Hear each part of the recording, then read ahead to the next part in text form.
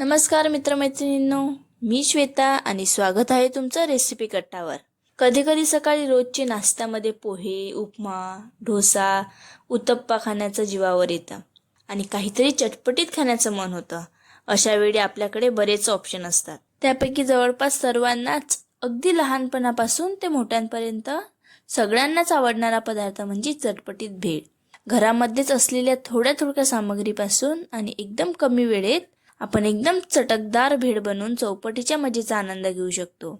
चला तर पटापट भेळ बनवायला सुरुवात करू। सर्वप्रथम एका मोठ्या भांड्यामध्ये आपल्याला मुरमुरे घ्यायचे आहे। मुरमुरे जरा जास्त जागा घेतात आणि शिवाय त्यांना परतून घ्यायला सोपं जावं त्यासाठी मी कोपरमध्ये मुरमुरे घेतले आहे। त्यानंतर आपल्याला घ्यायचे आहे तळलेले फिंगर्स, ज्याला मराठीत आपण पोंगा पंडित असे सुद्धा म्हणतो। बाजारामध्ये अगदी सहज मिळतात हे फिंगर्स, आपल्याला पाहिजे तसे कच्चे किंवा तळलेले सुद्धा। खूप जणांच्या घरामध्ये हे हमखास असतात कारण लहान मुलांना खूप आवडतात। एक 5-10 रुपयांच्या फिंगर्स मध्ये आपलं काम होऊन जाईल।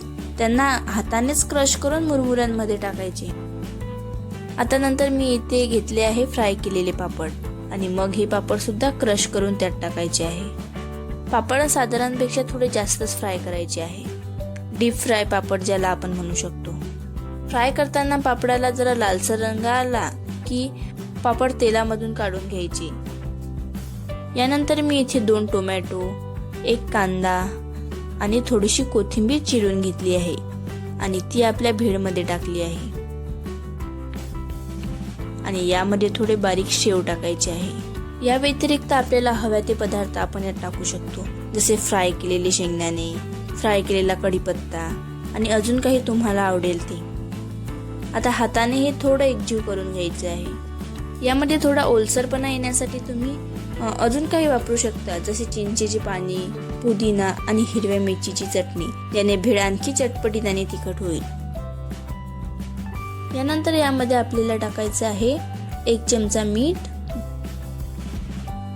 2 चमचे तिखट आणि 1 पूर्ण लिंबू आणि परत हे मिश्रण आपल्याला व्यवस्थित एकत्रित करून घ्यायचे आहे। आणि अशा प्रकारे आपली झटपट आणि चटपटीत भेळ एकदम तयार आहे। तुम्ही सुद्धा अशी झटपट तयार होणारी चटपटीत भेळ एकदा घरी नक्की ट्राय करा। आणि जर आजचा व्हिडिओ आवडला असेल तर व्हिडिओला लाईक करा, चॅनलला सबस्क्राईब सुद्धा करा। तेव्हा पुन्हा भेटूया अशाच एका सहज सोप्या स्वादिष्ट रेसिपी सोबत।